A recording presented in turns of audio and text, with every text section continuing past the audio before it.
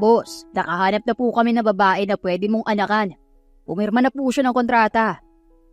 Iyon agad ang bungad ng secretary ni Joshua Lee na si Leonard Cohen. Si Leonard Cohen ay 5 taon na nagtatrabaho kay Joshua Lee, kung kaya malaki na ang tiwala ni Joshua kay Leonard. Good, ano pangalan ng babae? Cold na tanong ni Joshua.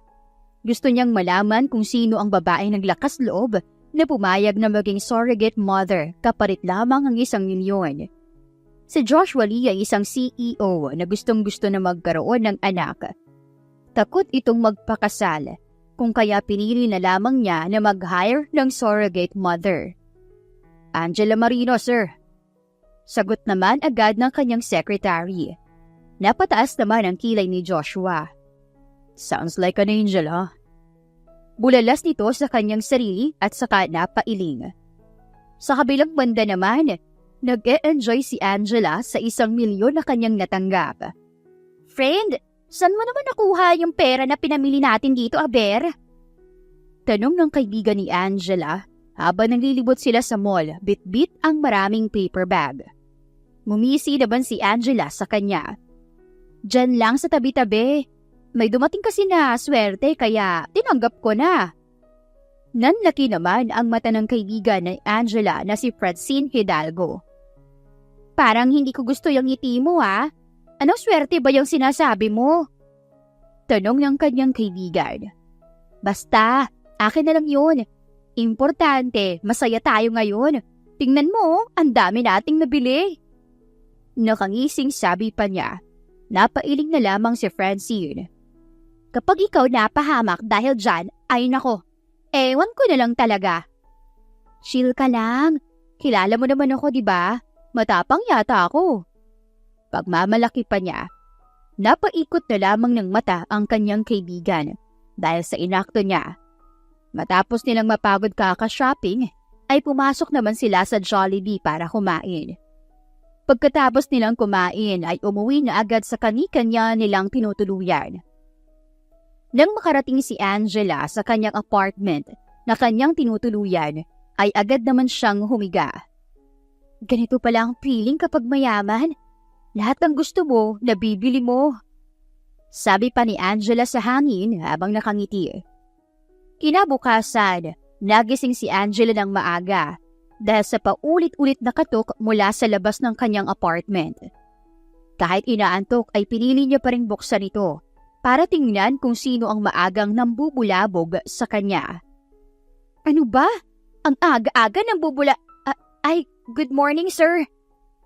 Mabilis na nagbago ang tono ng pananalita nito nang makita na si Leonard na pormal ang suot. Blanko pa ang ekspresyon nito at hindi nagpakita ng kung anong emosyon. Good morning, Miss Angela. Ipapaalala lang po namin sa iyo na ngayong araw po gagawin ang pagpaprocess po ng pagiging surrogate mother mo. Walang paligoy-ligoy na sabi ni Leonard. Tumango naman agad si Angela na parang handang-handa na talaga sa kanyang pinasok. Okay, now na ba? Tanong niya na parang hindi man lang kinabahan. Tinignan naman ni Leonard ang kanyang relo pagkatapos ay tumingin sa kanya. Kita na lang tayo sa Lee Hospital mamayang 7:50 sa 2nd floor. Room 16. Sabi pa ni Leonard. Tumango naman si Angela. Okay. Walang atubili na sagot niya. Mabilis naman na tumalikod si Leonard. Ngunit nakailang hakbang pa lang ito ay pinigilan ito ni Angela. Wait, ang pamasahe ko? Taas kilay na tanong nito. Napatingin naman sa kanya si Leonard habang nakataas ang kilay. Tiningnan siya nito pagkatapos ay sa kamay niya na nakahawak sa braso nito. Masungit naman itong tinanggal ang kanyang kamay at saka kinuha ang wallet sa bulsa. Here, okay naman na siguro sa iyo 1,000, right? Masungit na sabi nito sabay abot sa kanya ng pera. Agad naman niya itong tinanggap at ngumisi. Of course, kahit kaunting halaga ay okay lang. Pero mas okay kapag malaking halaga. Napailing na lamang si Leonard sa sinabi niya. Tinignan na lamang ni Angela ang likod ni Leonard habang naglalakad dito papaalis. Tama palang napili ko. In 9 months, I will surely live like a millionaire. Sabi pa niya sa hangin sabay pasok sa kanyang apartment. Ginawa ni Angela ang kanyang morning routine. Naligo muna siya at nagpaganda pagkatapos ay dumiretso na sa ospital. Alam naman niya kung saan building siya pupunta dahil nanggaling na sila roon noong nakaraang araw upang ipacheck kung talagang safe ba siyang maging surrogate mother. Kung wala bang cancer, allergies at infection ang kanyang katawan. Napag-alaman din niya na ang ospital ay pagmamay-ari rin ng lalaki na nagbayad sa kanya para maging surrogate mother. Good morning po, Doc. Bati naman niya sa doktor na nag-check sa kanya noong nakaraang araw. Good morning din. Are you ready?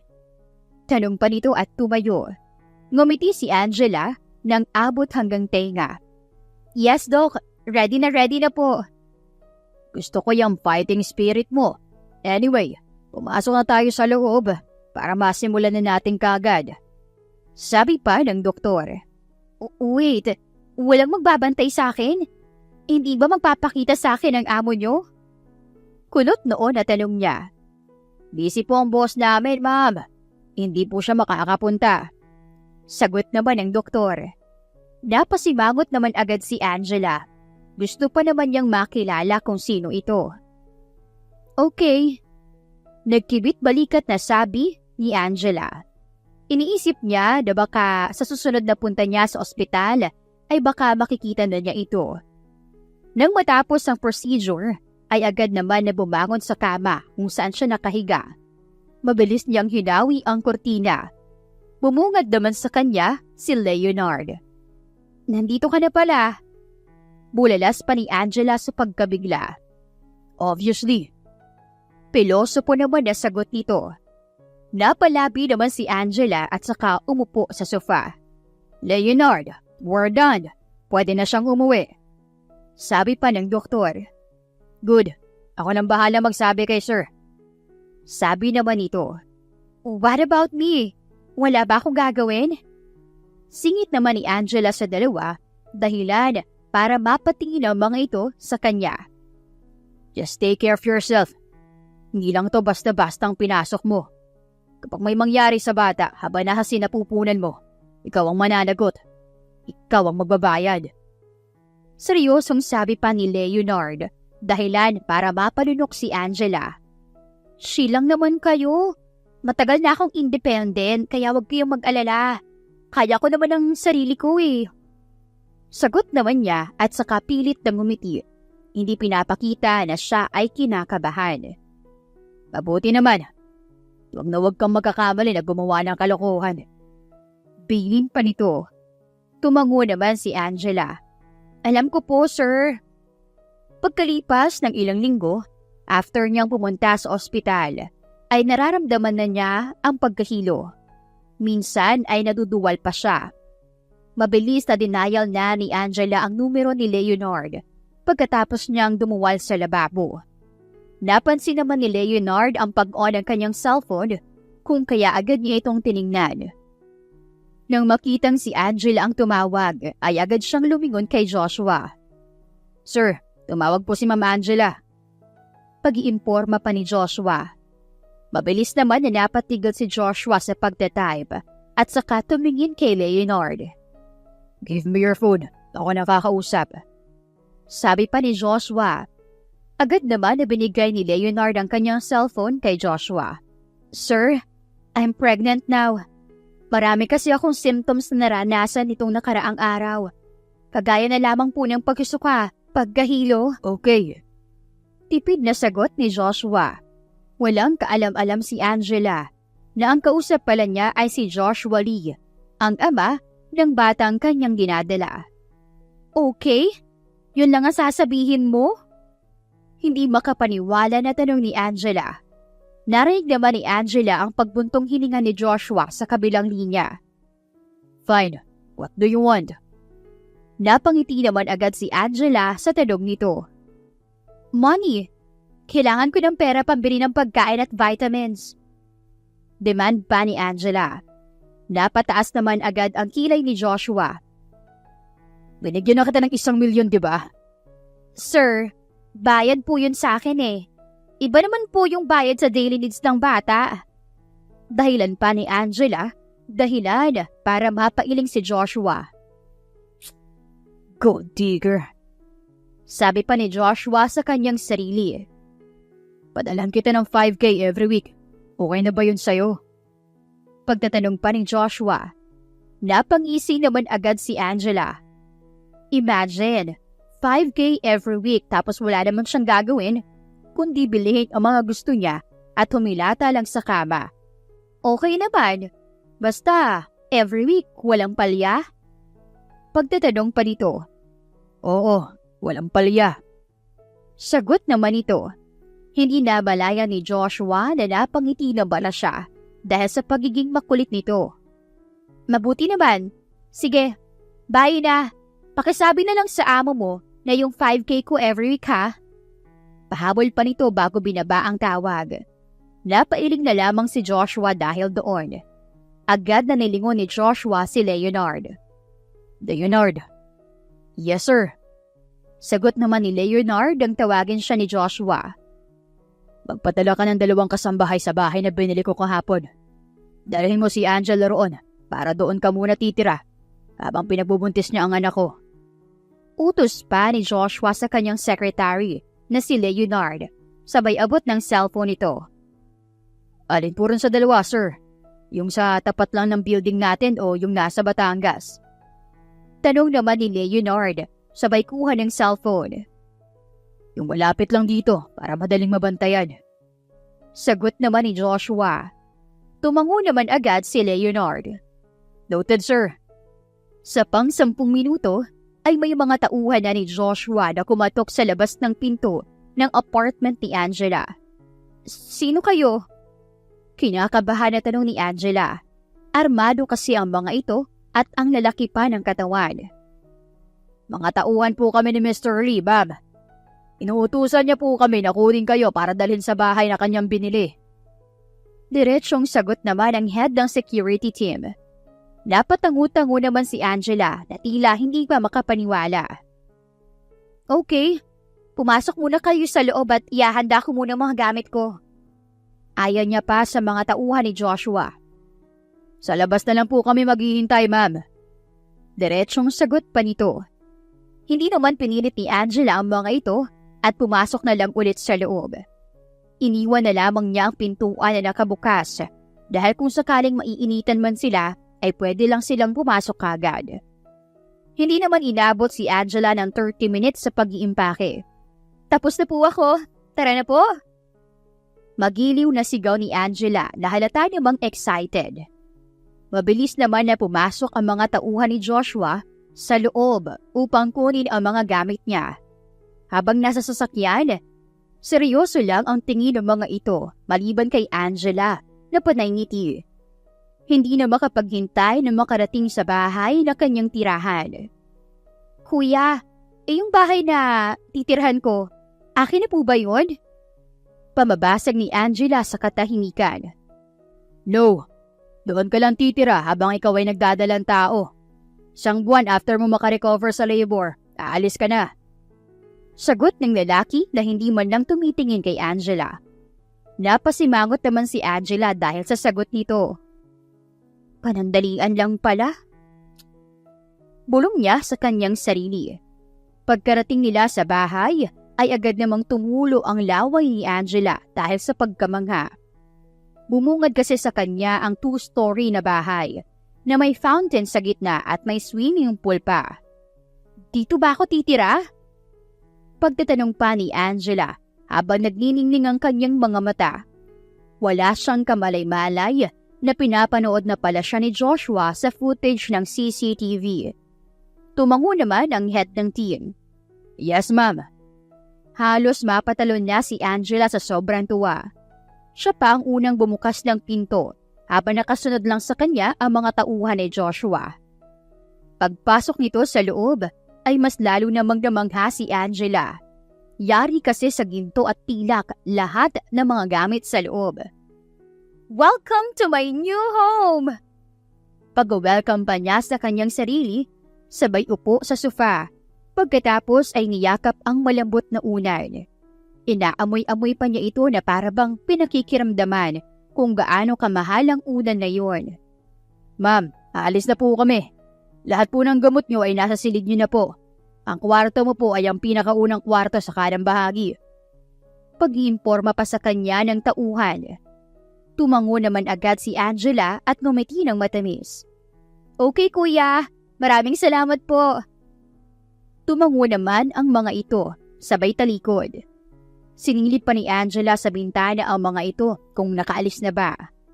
Nang makita ang sasakyan na papalayo, ay napatakbo agad si Angela sa sofa at nagtatalon sa tuwa.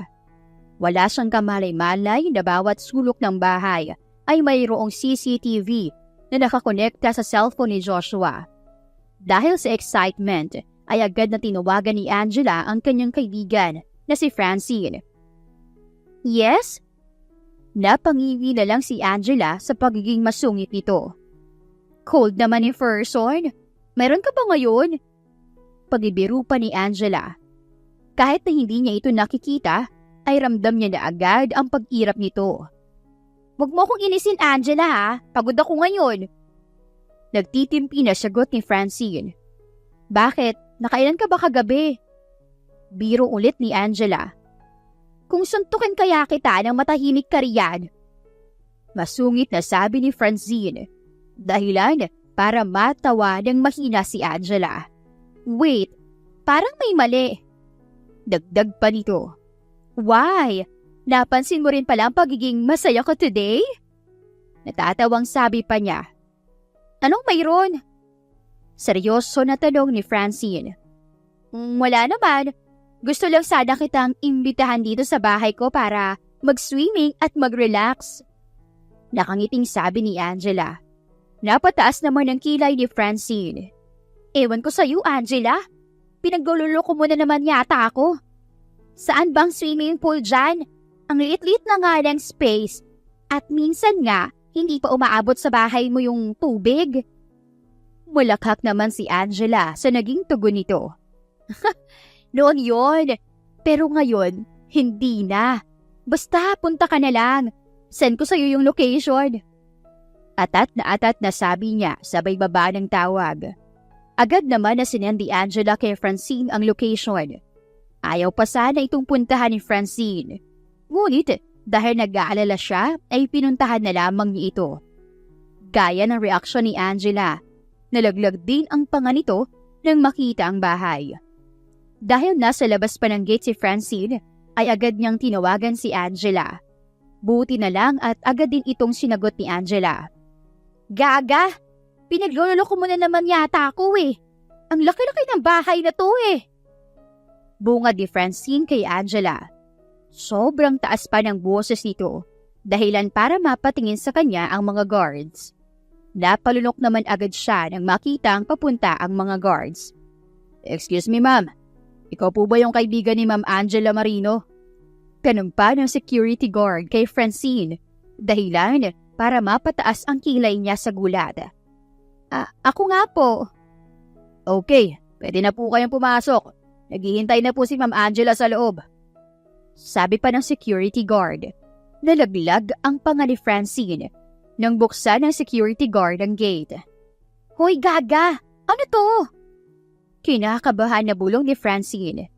Narinig naman ni Francine ang pagtawa ni Angela sa kabilang linya. Malamang bahay!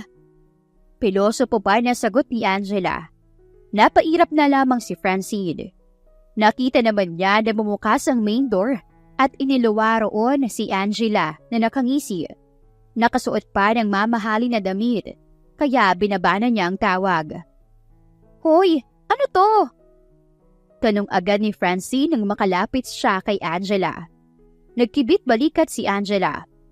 Well, ito na ang bagong buhay ko. Pagmamalaki pa ni Angela. Pumasok naman si Francine at nagulat na lamang siya sa kanyang nabungaran. Mamahaling gamit na gawa sa ginto at pilak. Akmang magtatanong na naman ito nang mabilis siyang pinigilan ni Angela. Shh! Shut up muna, okay? Umupo ka na lang dun sa sofa. Utos pa niya at saka nilingon ang kasambahay. Ate, pakihanda po ng juice at saka sandwich. May bisita po ako. Utos pa ni Angela sa kasambahay. Dahilan para mapataas ang kilay ni Francine. May kasambahay ka rito? Gulat na tanong ni Francine. Proud naman na tumango si Angela. Oo naman. Umupo si Angela sa tabi ni Francine ng nakadikwatro. Umamin ka nga sa akin. May kalukuhan kang ginawa, no? Angela, magkaibigan tayo. Simula nung una tayo magkakilala ay wala akong nilihim sa'yo. Kaya sana, hindi ka rin naglilihim sa akin. Mahinang sabi pa nito. Napabuntong hininga na lamang si Angela. Fine. Huwag kang magagalit, okay? Tumangutango naman si Francine. Huminga ng malalim si Angela bago nagsalita. Pumayag ako sa deal na maging surrogate mother ng isang milyonaryo. Amin pa ni Angela. Imbis na magulat, napahalakhak naman si Francine. Grabe naman ang joke mo na yan, Angela. In fairness, napatawa mo ko. Tumatawang sabi pa ni Francine habang hinahampas ang balikat ni Angela. Ngunit, nang mapansin ni Francine na seryoso nga si Angela, ay agad siyang napatigil. Umayos ito ng upo at saka tumingin ng diretsyo sa mata ni Angela. Seryoso? Tanong pa ni Francine. Tumango naman si Angela. What the? Kilala mo ba yung guy? Nakita mo na ba? Sunod-sunod na tanong nito. Umiling naman si Angela. Hindi ko pa siya nakita. Pero ang alam ko lang ay ang apelyido niya ay Lee. He even owned the hospital kung saan ginawa ang procedure. At pati itong bahay. Sa kanya rin. Sabi naman ni Angela. Napaawang naman ang bibig ni Francine. What? Paano kung matandang lalaking yun? Paano kung... Shh! Ang importante, mayaman. Pagpuputol pa ni Angela. Napailing na lamang si Francine dahil sa mindset ni Angela. At saka, kukunin din naman niya ang bata pagkatapos. Kaya wala na akong paki kung matanda yun. Dagdag pa ni Angela. Sumeryoso naman si Francine. Sana lang talaga, hindi ka magsisi sa mundong pinasok mo. Napatingin naman si Angela kay Francine dahil sa sinabi nito.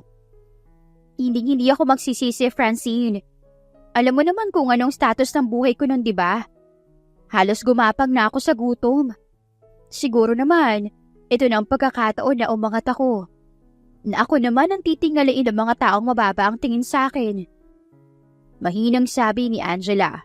Pero, baka iyan pang mas ikababa ng tingin nila sa'yo, Angela. Kung yan talagang ikasasaya mo, hahayaan kita. Basta, kapag may problema ka, huwag kang mag-atubili na lumapit sa akin dahil tutulungan kita. Sincere na sabi ni Francine. Napangiti naman si Angela at napayakap kay Francine. Salamat, Frenny. Ikaw lang talagang mayroon ako. Halos bulong na sabi niya. Niyakap din naman siya nito pabalik. Just be careful, Angela. Hindi pa natin alam kung sinong lalaking yan. Kaya wag na wag kang gumawa ng kalokohan. Tumango naman si Angela. Matapos ang heart-to-heart talk, ay napagpasyahan nila na mag-swimming. Pagkatapos din naman nilang mag-swimming, ay umuwi na rin kaagad si Francine. Lumipas ang 2 linggo at ang buhay ni Angela ay parang buhay reyna na. Gigising siya sa umaga na handa na ang mga mamahaling pagkain. Kapag lalabas, ay may bodyguard naman siyang nakasunod. Tinaig niya pa ang isang artista dahil bantay sarado. Ang tiyan naman niya ay lumobo na rin. Isang tingin lang ay malalaman mo na talaga na buntis. Habang si Angela ay busy sa pag-aalaga sa kanyang sarili at ang bata sa sinapupunan, si Joshua naman ay naging busy na rin sa trabaho. Tutok na tutok ito sa trabaho, lalo na at may magiging anak na siya. Kamusta na si Angela? Tanong ni Joshua kay Leonard pagkatapos ng kanyang meeting. Okay lang po, sir. Binabantayan naman po sila ng security team. Sagot naman ni Leonard. Napatango naman si Joshua. Give me the iPad. Titignan ko muna kung anong ginagawa niya ngayon. Utos pa ni Joshua pagkatapos niyang umupo sa swivel chair. Agad naman itong inabot sa kanya ni Leonard. Unang bumungad sa kanya ang itsura ni Angela na nakatupis habang nagsiswimming. Napalunok naman agad siya nang makita si Angela. Malaki na ang siya ni Angela, ngunit hindi may pagkakaila ni Joshua na maganda at sexy pa rin ito. Iniinom ba niya ang vitamins niya? Tanong pa ni Joshua habang nakatitig kay Angela. Opo sir, sinecheck po yan palagi ng mga naatasang kasambahay sir. Sagot naman ni Leonard. Bago pa uminit ang katawan ni Joshua ay inop na niya ang iPad. Akmang kukunin na sana ito ni Leonard. Buti na lang at nabilis na nahawakan ni Joshua ang iPad. Mamaya na, gamitin mo muna ang computer. Seryosong sabi ni Joshua. Nagtataka man ay sinunod naman ito ni Leonard. Mabilis na natapos ang araw. Nagsiuwian na ang empleyado ni Joshua habang siya ay nasa opisina pa rin. Nakatulala at hindi makapag-focus dahil sa nakita niya kanina. Nang sumapit ang 6:12 p.m. ay napagdesisyon na ni Joshua na pumunta sa bahay kung saan naroon si Angela. Alam niyang hindi pa ito natutulog kung kaya't sinadya niyang bagalan ang pagmamaneho upang hindi mapansin ni Angela ang pagdating ni Joshua. Habang si Angela ay nasa loob ng kwarto, si Joshua naman ay agad na pinapasok ng mga kasambahay. Kamusta na rito Ate Marga? Bungad na tanong ni Joshua sa kasambahay na si Marga. Okay lang po sir, mabait naman po si ma'am at hindi demanding, kaya hindi po kami nahihirapan. Sagot naman ito. Mabuti naman po, kapag may problema, sabihin niyo po agad kay Leonard para malaman ko kagad. O pwede rin na tumawag na kayo ng diretso sa akin. Sabi pa niya sa kasambahay. Okay po sir. Nagpaalam na si Joshua sa kasambahay at pumasok na sa bakanteng room. Lumabas muna siya sandali para kumain. Pagkatapos ay bumalik din agad sa loob. Nang sumapit ang 9:20 ng gabi, ay lumabas na si Joshua. Hindi para umuwi, kundi para puntahan si Angela sa kanyang silid. Mahinang binuksan ni Joshua ang pinto ng kwarto nito. Nang makitang nakabatay na ang ilaw, ay nakahinga si Joshua ng maluwag. Lumakad siya palapit sa pwesto ni Angela, hanggang sa masilayan niya ito. Madilim ang silid, ngunit klarong-klaro pa rin ni Joshua ang ganda nito. Mahimbing ang tulog ni Angela na para talagang anghel. Pinanood pa ni Joshua si Angela ng halos 2 oras bago napagdesisyonan na umuwi. Kinabukasan ay naamoy naman ni Angela ang matapang na pabango kung kaya agad siyang naduwal. Buti na lang ay nakatakbo agad siya sa CR. Ate! Nangingiyak na tawag ni Angela sa kasambahay. Nataranta naman ang mga kasambahay kaya agad na pinuntahan si Angela. Yes ma'am, ano pong nangyari? Tarantang tanong ng kasambahay. Naduduwal na naman po ako ate. Masakit pong ulo ko. Reklamo naman ni Angela. Hindi pa rin kasi nawala ang pagsusuka. Umupo muna tayo sa kama mo, ma'am. Magpahinga po muna kayo. Dadalhan na lang po namin kayo ng pagkain dito. Sabi pa ng kasambahay. Tumangu-tango naman si Angela. Salamat ate. Sumandal muna si Angela sa headboard ng kama at inintay na lamang ang pagkain. Muli namang bumukas ang kanyang kwarto kung kaya agad siyang napatingin sa pintuan. Nakita naman niya ang kasambahay na may dalang pagkain. Ngunit, nang makita ni Angela ang pagkain ay hindi na lamang niya mapigilan na matulala. Hindi niya kasi gusto ang mga ito. Wala bang abokado rito na kulay pink? Gusto ko po sana na yun ang kakainin ko. Sabi pa ni Angela. Nagkatingin na naman ang 2 kasambahay. Okay po ma'am, magpapabili muna po kami. Sabi pa ng kasambahay. Tumango naman si Angela. Okay po, maghihintay po ako rito. Agad na lumabas ang kasambahay. Tinawagin ng mga ito si Joshua. Sakto naman noong tumawag sila ay wala nang ginagawa si Joshua, kaya kaagad itong nakasagot. Hello, Ate Marga. Bungad ni Joshua. Naku, sir, hindi ka ba busy? May pinabalik kasi si Ma'am Angela sa amin. Hindi namin alam kung saan kami bibili. Tarantang bungad ng kasambahay. Ano ba yun? Avocado na kulay pink daw, sir. Agad na napaawang ang bibig ni Joshua dahil sa kanyang narinig. What? Avocado na pink? Naguguluhan na tanong ni Joshua.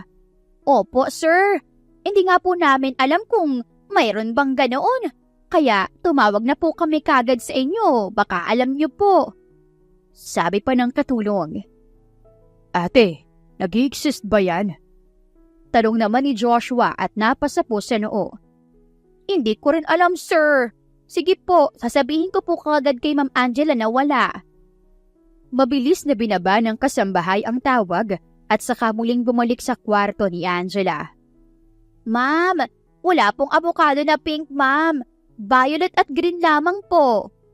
Bungad agad ng kasambahay pagkabukas ng kwarto. Sumama ang itsura ni Angela dahil sa sinabi ng kasambahay. Gusto ko po ng avocado na pink. Ngayon na. Maotoridad na sabi ni Angela. Dahilan para mapaimpik ang kasambahay.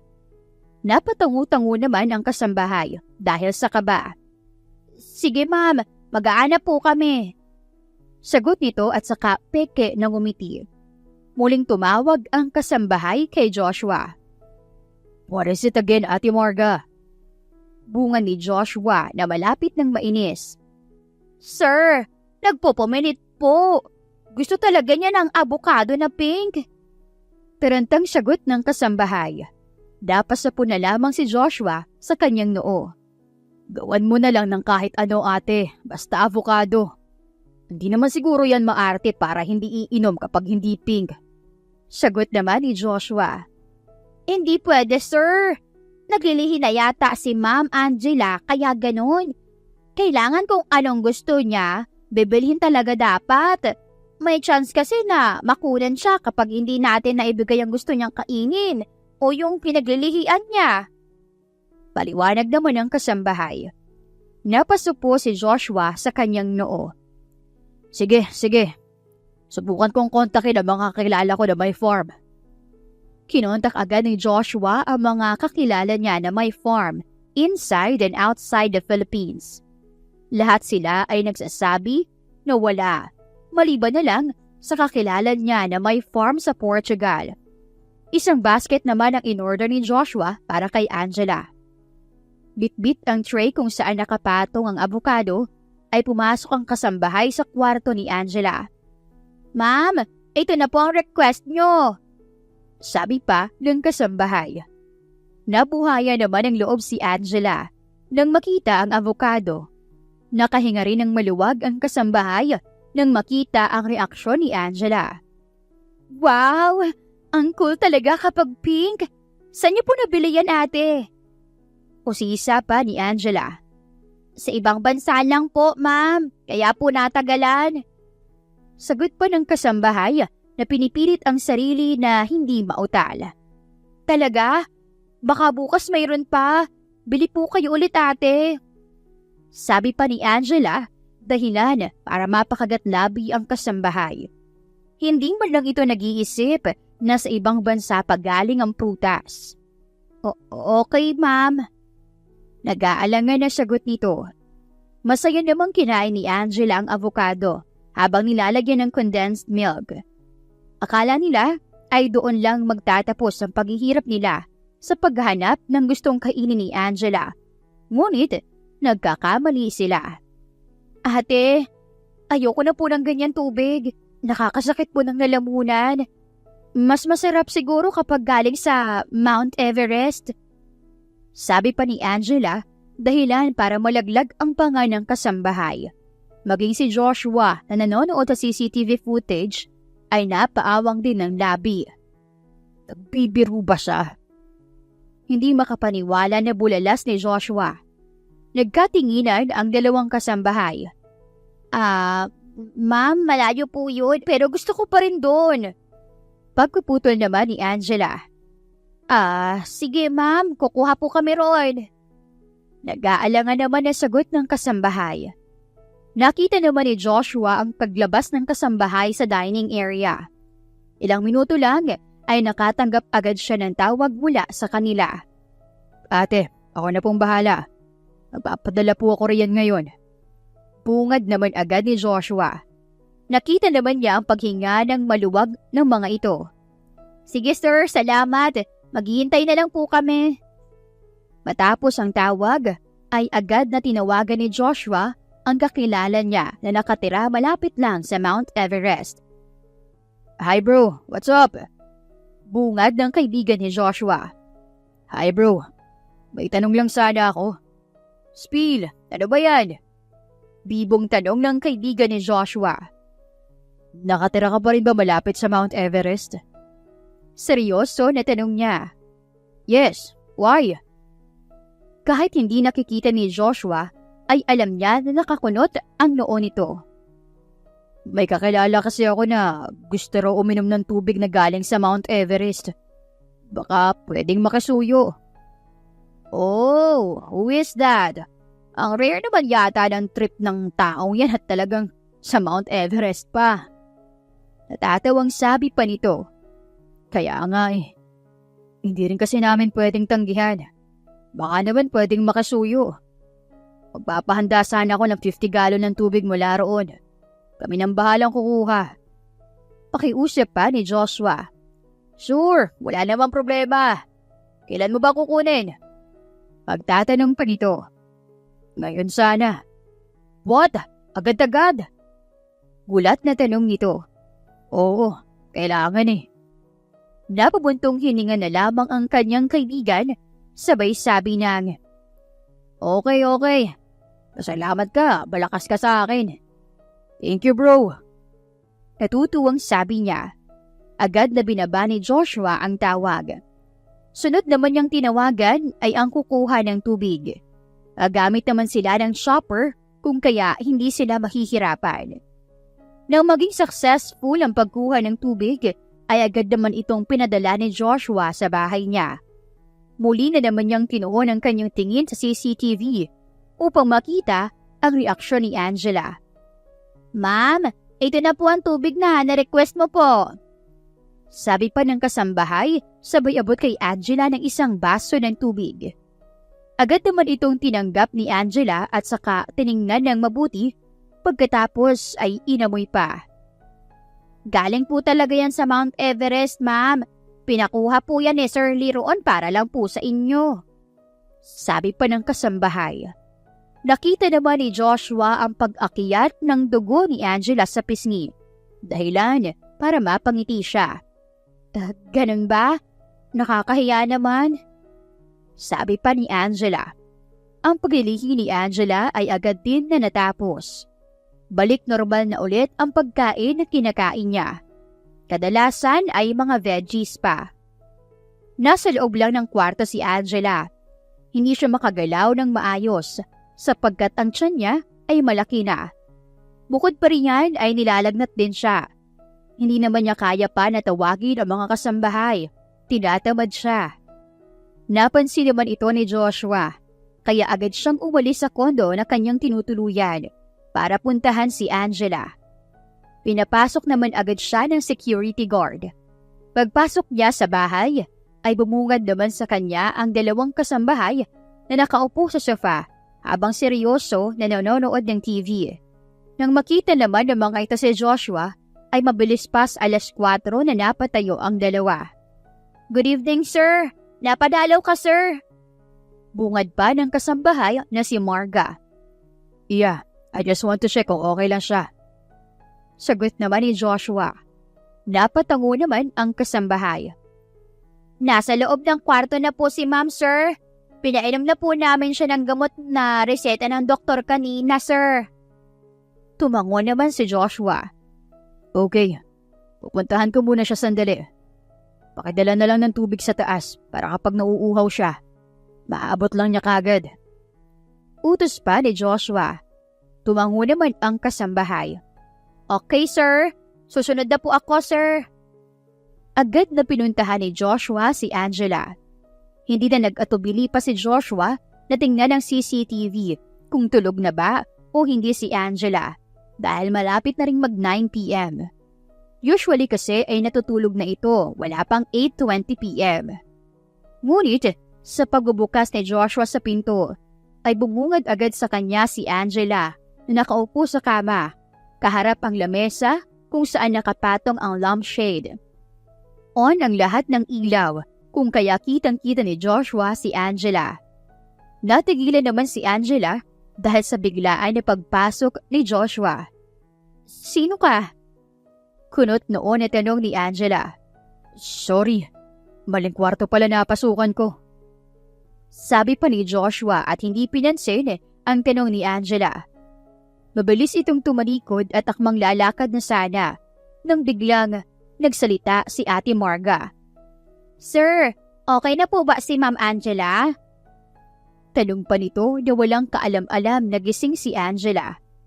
Napapikit na lamang si Joshua at napakagat ng labi. Sir, ikaw ang amo nila? Ikaw ang ama ng dinadala ko? Sunod-sunod na tanong ni Angela. Nanlaki naman ang mga mata ng kasambahay.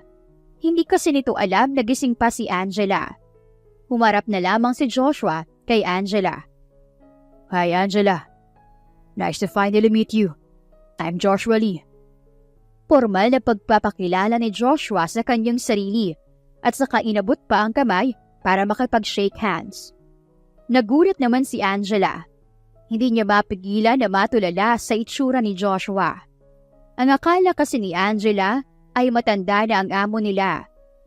Hindi mapigilan ni Angela na humanga sa perpektong mukha ni Joshua. Ang matangos na ilong, mapulang labi, makapal na kilay at mahabang pilik mata. Nice to finally meet you too, sir. Formal naman na sabi ni Angela at tinanggap ang kamay nito. Naramdaman naman nilang dalawa ang kuryente. Nagkatinginan pa ang dalawa kaya hindi na malaya ng mga ito na magkahawak kamay pa pala sila. Sir, ito na po yung tubig.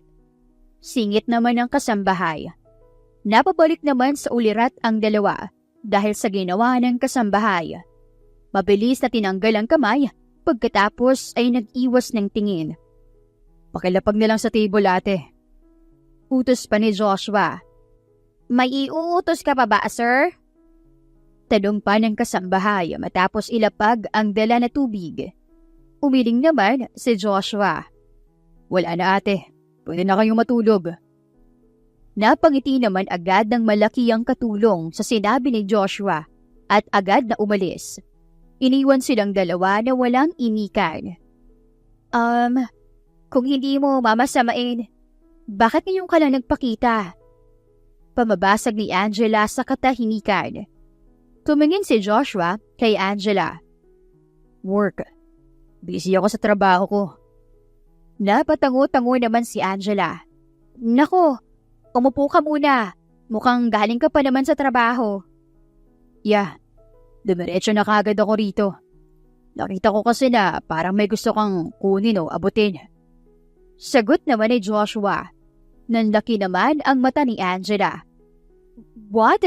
May CCTV dito? Tumango si Joshua. Oo. Parang pinagbagsakan naman si Angela ng langit at lupa dahil sa sagot ni Joshua. Marami kasi siyang pinagkakagawa na kalokohan. Ang akala niya ay walang CCTV dahil wala naman talaga siyang nakakita na CCTV. Don't worry, hindi naman kita araw-araw na binabantayan. At saka, hindi naman kita pinapanood kapag nagbibihis ka rito o kapag nagliligo sa pool. Labas sa ilong na sabi ni Joshua. Nakita naman ni Joshua ang paghinga ng maluwag ni Angela, kung kaya lihim siyang napangiti. Anyway, kamusta ng pangaramdam mo? Nag-aalala na tanong ni Joshua. Isang maliit na ngiti naman ang pinakita ni Angela. Okay naman ang pakiramdam ko. Feeling ko, bukas ay babalik na rin sa normal ang temperature ko. Sagot naman ni Angela. Napatangu-tangu naman si Joshua. Okay, sige. Aalis na ako. Pakaingatan na lang ang baby ko.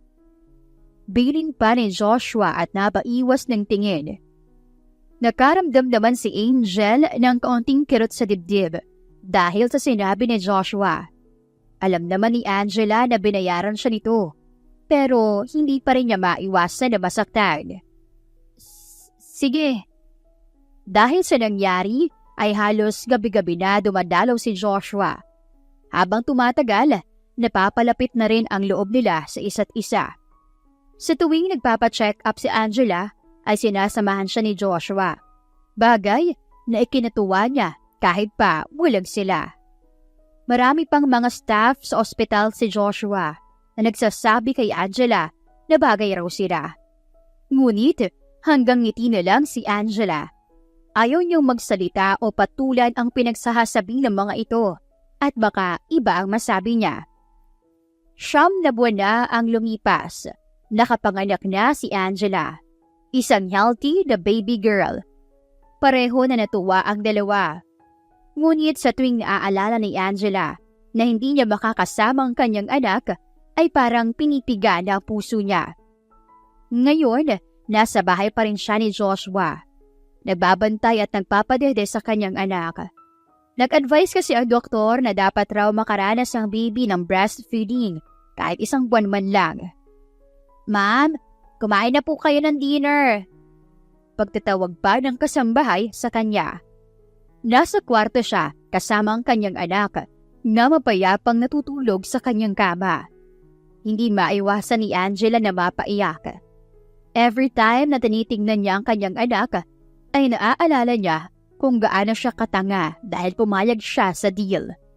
Walang kamuwang-muwang ang bata, ngunit dinadamay niya dahil lamang sa pansarili niyang gusto. Jasmine Lee ang pinangalan ni Joshua sa bata. Hindi rin alam ni Angela kung bakit Jasmine. Siguro ay dahil mas malapit lang sa pangalan nito ni Joshua.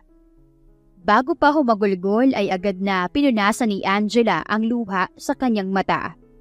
Sakto namang bumukas ang pinto kung kaya inayos na ni Angela ang kanyang sarili. Ma'am, okay ka lang po ba?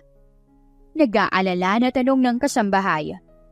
Tumango naman si Angela at saka pilit na ngumiti. Okay lang ako ate. Pakibantayan na lang po muna si Jasmine. Kakain lang ako. Paalam ni Angela. Tumango naman ang kasambahay. Okay ma'am, take your time ma'am. Ako nang bahala rito. Agad na lumabas si Angela sa kanyang kwarto at dumiretso na sa dining area. Pagkatapos ay kumain. Nang matapos siyang kumain, ay bumalik na rin naman siya kaagad. Pagbalik niya ay hindi na si Ate Marga ang nagbabantay, kundi si Joshua. Hindi naman nagulat si Angela dahil nasanay na siya sa biglaan na paglaho at paglitaw ni Joshua. Nandito ka na pala, sabi pa ni Angela upang agawin ang atensyon nito. Tumingin naman sa kanya si Joshua at ngumiti. Oo, kararating ko lang kaya dumiretso na kagad ako pagkatapos ko magbihis. Kamusta ng bata? Tanong pa ni Joshua, dahilan para mapaiwas ng tingin si Angela. Okay lang. Tipid na sagot ni Angela. Umupo si Angela sa kama at tumingin sa kanyang anak na payapang natutulog. Joshua? Gusto sanang tanungin ni Angela kung pwede bang ibalik na lang niya ang 1 milyon basta wag lang kunin ang kanyang anak. Ngunit napaisip siya na baka magalit ito kung kaya napaiwas siya ng tingin. Wala. May naiisip lang ako. Sabi pa niya. Na ano? Tanong naman ni Joshua. About her. Sagot naman ni Angela. Tinutukoy ang kanyang anak. Nakita naman niya ang pagkunot ng noo ni Joshua. Anong mayroon sa kanya? Hindi umimik si Angela. Ilang minuto lang ay napansin na ni Joshua ang mainit na tubig na tumama sa kanyang kamay habang nakahawak sa kamay ng kanyang anak. "Are you crying?" Tarantang tanong ni Joshua at saka sinilip ang muka ni Angela. Nang makitang umiiyak nga ito, napabuntong hininga na lamang siya. Pinanasa ni Joshua ang luha ni Angela. "Is it because of Jasmine?" Tanong pa ni Joshua. Tumango si Angela. Hindi na niya kaya pang magpanggap na parang wala siyang pake sa kanyang anak. "Joshua, ayoko na malayo sa akin ang anak ko." Bulalas pa ni Angela. Napaiwas na lang din ang tingin si Joshua. "May agreement tayo, Angela. Pumirma ka, kaya hindi pwede na hindi ka sumunod sa agreement." Sabi naman ni Joshua. "Maawa ka, Joshua. Ibibigay ko sa iyo ng buong-buo 1,000,000. Pangako." Naiiyak pa na sabi ni Angela at saka hinawakan ang kamay ni Joshua. Agad naman na tinanggal ni Joshua ang kamay ni Angela. "Pag-usapan na lang natin yan sa susunod, Angela. For now, kumalma ka muna. Natutulog ang bata." Seryosong sabi ni Joshua. Kumalma naman si Angela. Kinagat na lamang niya ang kanyang labi upang pigilan ang sarili na mapaluha. "Take care of her, as well as yourself. Naalis muna ako." Sabi ni Joshua bago umalis sa kwarto ni Angela. Kinabukasan ay maaga na pumunta si Joshua sa kanyang kumpanya. Pagdating niya ay bumungad na agad sa kanya si Leonard na nakaupo sa table nito. "Good morning, sir." Bati pa ni Leonard kay Joshua. Tumango naman si Joshua. "Good morning din." Pagkatapos ng batian nila, ay bumalik na ulit sa pagiging tahimik ang opisina ni Joshua. "Leonard." Pagtatawag pa ni Joshua sa kanyang secretary. Nilingon naman siya nito. "Yes, sir." "Sa kaunting panahon na nakilala mo si Angela, paano mo siya i-describe? Like her characteristics?" Tanong pa ni Joshua. Napakunot naman ang noo ng kanyang secretary at tila nagtaka sa biglaan na pagtatanong niya tungkol kay Angela. "Vulnerable." Tipid na sagot ni Leonard, ngunit nagpatigil kay Joshua. Ine-expect kasi ni Joshua na sasabihin ito na masungit, gold digger, selfish, o di kaya ay desperada. Napakunot ang noo ni Joshua sa sagot ni Leonard. "Why? I mean, bakit naman vulnerable?" "Because she's vulnerable." Sagot pa ni Leonard. "What?" Tumingin ng matalim si Leonard kay Joshua. "Sir, the reason why she accepted the deal ay dahil gusto niyang umangat. Hindi dahil sa mukha siyang pera, kundi dahil gusto lang niya na ipamuka sa tao nang iwan sa kanya na kaya niya nang wala sila. Inabandono kasi siya ng kanyang pamilya nung bata pa lang siya." Mabilis na napaiwas ng tingin si Joshua. Hindi niya pa nabasa ang full information about her dahil sa sobrang busy niya. Ngunit hindi niya aakalain na ang pinaka-importante na bahagi pa talaga ang nakalimutan niyang basahin. Natapos ang araw na walang ibang ginawa si Joshua kundi ang tumitig sa maamong muka ni Angela. Ngayon, alam na niya kung bakit ganoon ito umakto, kung bakit parang desperada na itong umangat. Nang maalala niya ang kanyang anak, ay agad niyang tinawagan si Angela. May contact na silang dalawa simula nung manganak si Angela. Lahat kasi ng importanteng impormasyon tungkol sa bata ay kailangang alam ni Joshua, kung kaya nagpalitan sila ng numero. "Hello, sir." Napapaos na bati ni Angela kay Joshua. "Kamusta ng bata?" Pagtatanong pa ni Joshua. Naramdaman niya ang malalim na paghinga ni Angela, kung kaya alam ni Joshua na nalulungkot ito. "Okay naman po, sir. Pinapadede ko po ngayon." Sagot naman ni Angela. Agad naman na napaiwas at napalunok si Joshua dahil sa sagot ni Angela. Hindi pa rin kasi sanay si Joshua na marinig ang salitang pinapadede. Mabuti naman kung ganun. Ang mama, kamusta na? Tanong naman bigla ni Joshua. Napatigil si Angela dahil sa tanong ni Joshua. Ha? Pagtatanong pa ni Angela na parang hindi na gets ang tanong ni Joshua. Sabi ko, kumusta ka na? Pagkaklaro ni Joshua. Okay lang ako. Tipid na sagot ni Angela. Pinipigilan ng sarili na mapangiti. Good. Baba ako na muna ang tawag. Tumawag lang ako para i-check kayo. Sabi pa ni Joshua na ikinatigil ni Angela. Ganun ba? Okay naman kami rito kaya wag ka nang mag-alala. Mag-focus ka na lang muna riyan. Pupunta ka naman siguro dito mamaya, di ba? Masisilayan mo naman si Jasmine. Sabi pa ni Angela. Yeah, I just need to make sure na okay kayo. Sagot pa ni Joshua. Sige na, ibababa ko na. Huwag mong kalimutan na kumain at magpahinga. Habilin pa ni Joshua bago binaba ang tawag. Pagkababa ng tawag ay hindi maiwasan ni Angela na mapatingin sa kanyang cellphone. Iniisip kung bakit biglang nagbago ang pakikitungo ni Joshua sa kanya. Ayaw niyang mag-overthink, kaya kinalma na lang niya ang kanyang sarili. Matapos matawagan ni Joshua si Angela, ay naging kampante na siya. Sunod naman niyang tinawagan ay ang kaibigan nito na si Francine. Wala pang segundo ay sinagot na ito kaagad. Good morning, Miss Francine Hidalgo speaking. Sabi pa nito sa kabilang linya. Hi Miss Hidalgo, I'm Joshua Lee, your friend's future husband.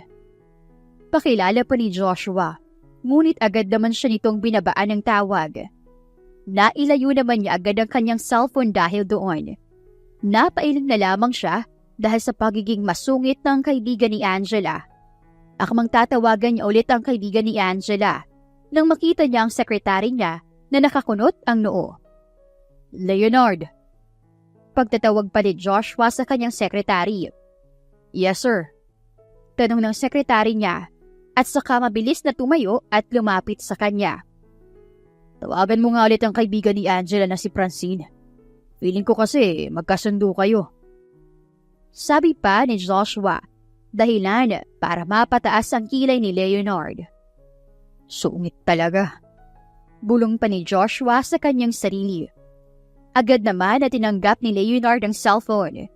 Tinignan lang ni Joshua si Leonard. Habang kinakalikot ito ang kanyang cellphone. I-loudspeaker mo. Utos pa ni Joshua. Sinunod naman agad ito ni Leonard. Inabot pa ng 2 minuto bago nito sinagot. Mr. Whoever you are, kung wala kang magawa sa buhay mo, wag mo akong idamay at ang kaibigan ko. Yung mga importanteng tao lang ang... Excuse me, Miss Hidalgo. This is Leonard Cohen, sekretary ni Mr. Lee. Pakilala pa ni Leonard sa kanyang sarili. Lee? Baka sa boses ng kaibigan ni Angela ang pagtataka. Yes, I bet you already know Mr. Joshua Lee. Since sumunta ka naman sa bahay kung saan nakatira si Angela ngayon. Pagkaklaro pa ni Leonard. Lee? Yung lalaki na nag-alok kay Angela na maging surrogate mother? Masungit na tanong nito. Oo, siya nga. Sagot naman ni Leonard. Ano bang kailangan niya? Alam mo bang sobrang gago niyang boss mo? Kitang napaka-vulnerable ng tao pero inalok pa talaga ng deal. Napaatras na lamang si Joshua dahil sa lakas ng boses ni Francine. Buti na lang at hindi nakatapat sa tenga ni Leonard ang cellphone dahil paniguradong masisira ang eardrum nito kapag nagkataon. Agad naman na sinenyasan ni Joshua si Leonard na ibigay ang cellphone. Tahimik naman itong inabot ni Leonard kay Joshua at walang imik na bumalik sa upuan nito. Inoff naman ni Joshua ang loudspeaker, kaya tinapat na niya sa kanyang tenga ang cellphone. Francine, I know naging tanga ako sa part na yun, kaya gusto ko bumawi. I love your friend. Ayoko na mawala siya sa akin pa. Amin pa ni Joshua. Well, I love my friend, kaya kailangan mo talaga siyang panindigan. Alam kong hindi niya kayang iwan ang kanyang anak dahil habang buhay siya makukonsensya kapag ginawa niya yun. So anong plano mo? Mahinahon na tanong nito. I will propose and marry her. Diretso na sagot ni Joshua. What's the purpose of telling me all of your plans? Tanong pa ni Francine. Alam kong ikaw lang ang nagturing sa kanya bilang pamilya. As a respect, kailangan ko munang humingi ng permiso sa'yo. Sagot naman ni Joshua. Napangiti naman si Francine sa sagot nito. Simula nang malaman ni Francine na pumasok si Angela sa mundo ng surrogacy. Hinanap na niya agad kung sino ang lalaking nakadeal ni Angela. Umakto lang siya na parang walang alam kanina dahil ayaw niya na malaman ito. Salamat sa pag-consider, Mr. Lee.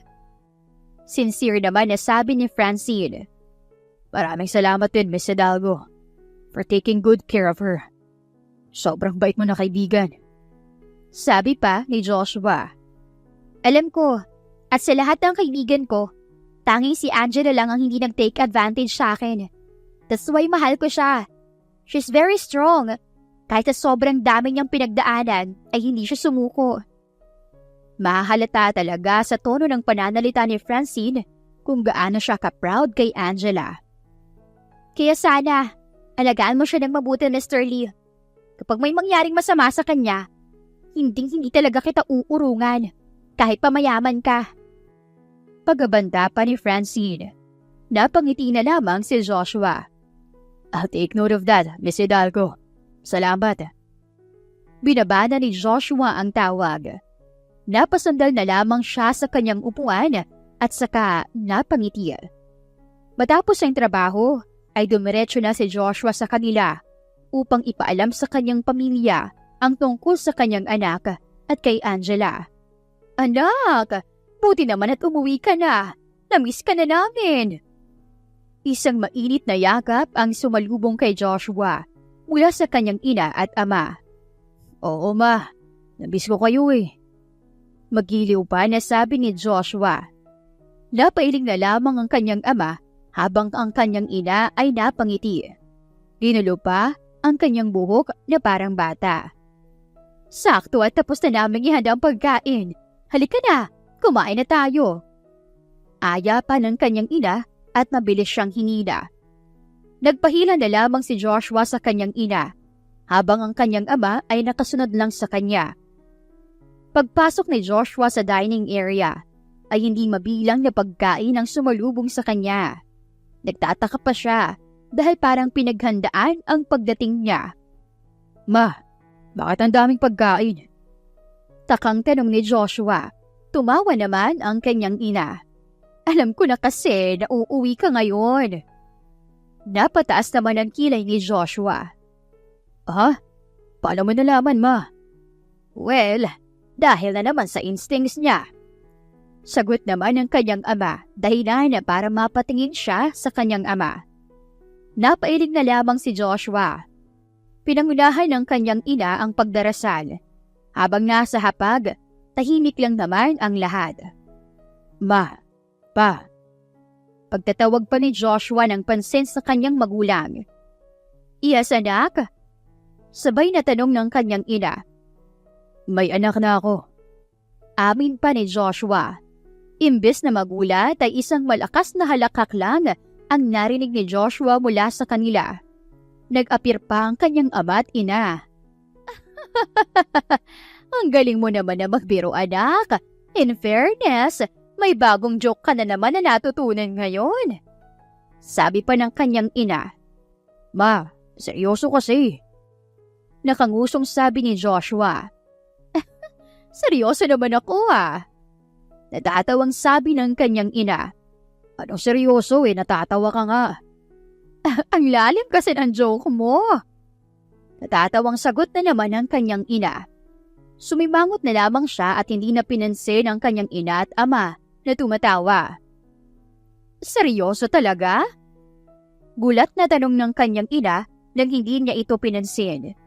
Tumango si Joshua. Opo, iba gusto niyo ng apo. Ako naman gusto ko na rin ng anak. Kaya po nag-hire ako ng surrogate mother. Diretsyong sagot naman ni Joshua. Surrogate mother? Gulat na tanong ng kanyang ina at napatayo pa. Tumango naman si Joshua. Yes ma, pero huwag kang mag-alala. Tanga? Paano kung hindi mag-aalala kung nag-hire ka ng surrogate mother? Sa tingin mo ba, gugustuhin namin na magkaroon ng apo na galing sa babaeng hindi mo naman gusto, ha? Pagpuputol sa kanya ng ina, sasabihin niya sana. Binatukan pa siya nito, kaya napahawak na lamang siya sa kanyang ulo. Manaman, hindi pa nga ako tapos. Talagang hindi ka na matatapos. Halika nga rito, nang magisa kita. Nang gagalaiting sigaw ng kanyang ina. Mahal, kalmahan mo muna. Nasa harap tayo ng hapag. Huwag sana kayong mawala ng respeto. Sabi pa ng ama ni Joshua, dahilan para kumalma ang ina niya. Nakahinga naman si Joshua. Kanina kasi ay mukhang tigre na ang kanyang ina, na handang-handang mangain. Ngayon ay napaamo na ng kanyang ama. Sorry mahal, itong anak mo kasi, nakakagigil. Sumbong pa ng kanyang ina sa kanyang ama at sinamaan siya ng tingin. Hindi pa kasi ako tapos na. Oh, sumasagot ka na naman. Tumahimik ka muna at kumain. Dahil pagkatapos nito ay mag-uusap tayo ng masinsinan. Pagpuputol ng kanyang ina. Masinsinan ba talaga ma? Pagtatanong pa ni Joshua sa kanyang ina, ngunit sinamaan lang siya ng tingin nito. Tumahimik na lamang si Joshua at saka tinapos ang kanyang pagkain. Matapos kumain, ay dumiretso na agad sila sa kama. Kauupo pa lang ni Joshua ngunit sobrang sama ng tingin ng kanyang ina. Pa, si mama galit na naman. Pagkisumbang pa ni Joshua, ngunit sinamaan din siya ng tingin. Sino ba naman kasing hindi magagalit anak? Hindi ka naman namin pinilit na magkaanak. Pero ikaw, hindi ka makapaghintay at talagang nag-hire ka talaga ng surrogate mother. Anak, ang gusto namin ay magkaroon ka ng anak sa babaeng mahal mo. Hindi lang sa kung sinong babae. Mahinahon na sabi ng kanyang ama. Iyon nga po pa eh. Alam ko naman po na mali pong nagawa ko, kaya pasensya na po. Kaya po ako nandito, para formal po na sasabihin ko sa inyo na ako ay magpapakasal na po sa babaeng hinire ko bilang surrogate mother. Mahinahon din na sabi ng kanyang niyang sabi. Akala niya matutuwa ang kanyang magulang, ngunit napasimangot na lamang siya nang batukan siya ng mga ito. Anak, hindi mo ma rin ba kami nagigets? Ang gusto namin magpakasal ka sa taong mahal mo at magkaroon ka ng anak sa taong mahal mo. Nagtitimpi na rin na sabi ng kanyang ama. Kaya nga pa, kapakasal po kay Angela dahil mahal ko na po siya. Inaamin ko noong una ay hindi ko siya gusto. Dahil akala ko isa siyang gold digger. Pero nang malaman ko ng personal background niya, napag-alaman ko na malayo lang palang iniisip ko sa totoong siya. Sabi pa ni Joshua. So, her name is Angela? In fairness, malapit na maging angel. Sagot naman ng ina ni Joshua. She is ma. She's an angel. Ngayon, dalawa na sila na angel ko. Malumanay na sagot nito. Ngumiti sa kanya at saka niyakap siya. You did a good job, anak. Yan ang totoong lalaki. Hindi pumapatol sa kung sino-sino lang. Dapat kasi kapag magpapakasal ka, ay sa taong mahal mo para mayroon kang masayang pamilya sa hinaharap. Ngayon, kailan mo ba plano na magpakasal? Tanong pa ng kanyang ina. Napakamot naman si Joshua sa kanyang batok. Hindi ko pa po alam, ma. Hindi pa kasi ako nakakaamin sa kanya. Nahihiyang sabi niya sa kanyang ina. Napahalakhak na lamang ang kanyang ina. Nako, parehong-pareho talaga kayo ng papa mo. Kung hindi pa ako nag-first move, baka hindi pa rin kami hanggang ngayon. Bulgar pa ng kanyang ina. Napasimangot naman ang kanyang ama. Baduy man tingnan, ngunit pareho silang tigre. Ngunit pareho rin kayang paumuhi ng isa't isa. Hayaan niyo ma, kapag okay na ang lahat, ibabalita ko po sa inyo kagad. Sabi pa ni Joshua at hindi pinansin ang lambingan ng dalawa. Sige anak, Excited na rin kami na makita nga po namin eh. Teka, baby boy ba o girl? Tanong pa ng kanyang ina. Babae ma. Ang pinangalan ko ay Jasmine. Sabi naman ni Joshua. Napakunot ang noo ng kanyang ina. Bakit Jasmine? Malumanay kasi pakinggan. Masarap sa tenga. Parang yung pangalan niya, malumanay rin. Sagot pa ni Joshua. Congratulations anak! In love ka nga talaga. Natutuwang sabi ng ina ni Joshua. Napailing na lang si Joshua at napatawa na lang din. Kinabukasan ay dumiretso na si Joshua sa bahay. Bihis na bihis at talagang pormado pa. May hawak pang bouquet at may box ng ring sa loob ng pantalon. Good morning, sir! May event ka pong pupuntahan, sir? Usisa pa ng kasambahay pagkarating niya. No, bakit? Kunot noon na tanong ni Joshua. Parang kakaiba kasi yung suot mo, sir. Pormadong-pormado ka ngayon at talagang may dala ka pang bouquet. Sabi pa ng kasambahay. Napailing na lamang si Joshua sa walang prenong bibig nito. Nga pala, nasaan si Angela ate? Tanong pa ni Joshua. Nasa loob, sir. Nagpapadede yata kay Jasmine. O baka binabantayan ang bata na natutulog. Sagot naman ito na hindi sure. Pinuntahan na lamang ni Joshua si Angela sa kwarto para tingnan kung anong ginagawa nito. Bago niya buksan ang pinto, ay huminga muna siya ng malalim at saka tinago ang bouquet sa likod. Good morning! Ang aga mo yata! Bati pa ni Angel nang mapansin ang presensya ni Joshua. Nakahinga ng maluwag si Joshua nang makitang binabantayan na ni Angel ay natutulog nilang anak. Good morning din. Bati pa ni Joshua at saka ninapag ang bulaklak sa mesa. Sinundan naman ito ni Angela ng tingin. Ngunit nang magtagpo ang tingin nila, ay una namang umiwas ng tingin si Angela. May lakad ka? Usisang tanong pa ni Angela. Umiling naman agad si Joshua. Wala naman. Bakit? Pansin ko lang bakit yan agad ang tinatanong niyo sa akin. Tinanong din ako kanina kung may lakad ba ako. Ano bang meron sa damit ko? Nagtatakang tanong ni Joshua. Wala namang mali sa damit mo.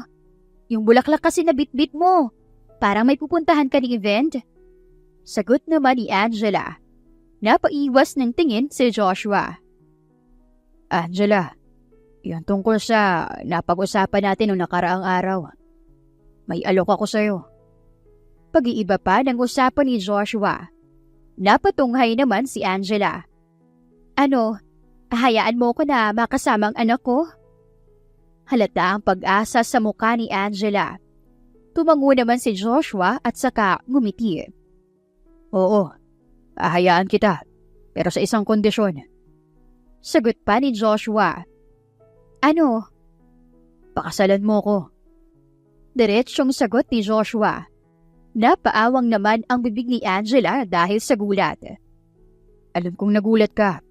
Pero Angela, sa maniwala ka man o hindi, mahal kita. Siguro nagsimula ito nang malaman ko ang pangalan mo. Nung sinabi sa akin ni Leonard na may babae naglakas loob na magdala ng anak ko. Ewan, ang lambing din kasi ng pangalan mo. Mas lumalim pa ito na makita kita sa swimming pool na nakatupis. Kahit na maumbok na ang tiyan mo at halata ng buntis, ay maganda at sexy pa rin sa mga mata ko. Amin naman ni Joshua. Ang dugo ni Angela ay agad naman na umakyat sa kanyang pisngi. You saw me? Pinanood mo kung maligo sa swimming pool? Gulat na tanong ni Angela. Sa lahat-lahat ng sinabi ni Joshua, ay ito lang talaga ang nagpaagaw sa kanya ng pansin. Oo, sorry. Ang ganda mo kasing tingnan kahit nagdadalang tao ka. Amin pa ni Joshua. Namula naman si Angela dahil sa hiya. Tumalikod naman agad si Joshua para kunin ang bouquet. Bit-bit ang bouquet sa kaliwang kamay. Kinuha naman niya sa kanyang bulsa ang singsing. Pagkatapos ay lumuhod. Angela Merino, will you marry me? Napapaos na tanong ni Joshua. Napatakip naman si Angela sa kanyang muka na para bang hindi makapaniwala. Pagkatapos ay tumango. Oo, pakakasalan kita. Hindi dahil sa may anak na tayo, kundi dahil mahal din kita, Joshua. Mahal din kita. Naiiyak na amin ni Joshua. Napaawang naman si Joshua ng kanyang labi na tila hindi makapaniwala. Talaga? Talagang mahal mo ko? Mangingiyak na tanong ni Joshua. Tumango naman si Angela at tumawa kahit na may luha na nangingilid sa kanyang mata. Mahal na mahal, Joshua. Sagot pa ni Angela. Hindi na nagpatumpik-tumpik pa si Joshua at sinuot na niya sa daliri ni Angela ang singsing. Hindi naman mapigilan ni Angela na mapatingin sa singsing na binigay sa kanya ng lalaki. Simple lang, ngunit eleganting tingnan. Days after the proposal, ay pinakilala na agad ni Joshua si Angela sa kanyang pamilya. Tuwang-tuwa naman ang pamilya kay Angela. Simple lang kasi ito at hindi plastic. Natutuwa rin ang magulang ni Joshua sa kanilang anak na si Jasmine. Imbis nga si Angela ang magbabantay, ay ang magulang na ni Joshua ang nagbabantay. Hindi rin sila uuwi sa bahay nila at nakiusap ang magulang ni Joshua na doon muna sila titira para magkaroon naman sila ng oras para sa apo nila. Ang saya nila tingnan, no? Bulalas pa ni Joshua habang nakatingin sa kanyang magulang na nilalaro ang kanilang anak. Nasa sala sila. Nakaupo si Joshua sa sofa habang nakakandong naman si Angela sa kanya. Oo nga, ang ganda ng ngiti nila. Sang-ayon naman ni Angela. Ibang-ibang ngiti ni Mama ngayon. Masaya naman siya noon, pero ngayon ay mas masaya. Sayang hindi mababayaran. Sabi pa ni Joshua. Napangiti naman si Angela. How I wish ganito rin ang pamilya ko. Sabi pa ni Angela at napayuko. Nararamdaman naman ni Joshua ang lungkot dahil sa sinabi ni Angela. Parang piniga ang puso ni Joshua nang makita ang lungkot sa mata ni Angela. Gusto mo silang makita? I can help you if you want. Sabi naman kaagad ni Joshua. Umiling naman si Angela. Wag na. Hindi naman ako nagtatanim sa kanila ng sama ng loob. Kaya okay lang. Alam kong masaya na rin sila ngayon kaya hayaan na natin. Ifo-focus ko na lang ang sarili ko sa anak natin. Sa'yo. Para ang pangarap ko na masayang pamilya, sa inyo ko ibubuhos. Nakangiting sabi naman ni Angela. Nahahalata naman sa boses ni Angela na walang bitterness kung kaya napangiti si Joshua. I love you, mahal. Bulong pa ni Joshua sabay halik sa tenga ni Angela. Nilingon naman siya ni Angela at saka nginitian. I love you too, Joshua. After how many weeks na nagstay sina Joshua at Angela sa bahay ng kanilang magulang, ay nagpakasal na rin sila. Imbitado lahat ng pamilya ni Joshua at ganoon din naman ang pamilya ni Angela. Marami pa sa kapamilya ni Angela ang nagulat nang may dumating sa kanila na invitation card. Marami ang pumunta sa pamilya ni Angela, ngunit mas marami ang hindi dumalo. Ngunit hindi ito hadlang para hindi matuloy ang kanilang kasal. Year after their wedding ay nabayayaan na naman sila ng supling. Ngayon, masaya nang nagsasama ang dalawa. Natupad na ni Angela ang kanyang pangarap na masaya at buong pamilya. Wakas. Isa na namang nakakaantig na kwento ng pagmamahala ng inyong nasaksihan. Dito lamang yan sa Inday Series. Maraming salamat sa palagi at patuloy na pagsuporta, lalo na kina Gina from Qatar, Jerzon Gonzalez from Ilian, Southern Leyte, Jocelyn from Riyadh, Saudi Arabia, Edna Agustin from Canada, Azalea Faye from Mountain Province, Lilibet Durban from Israel at kay Generos Quinto from Bago City, Negros Occidental. Hanggang sa susunod na istorya ng inspirasyon at pag-ibig. Dito lamang yan sa Inday Series.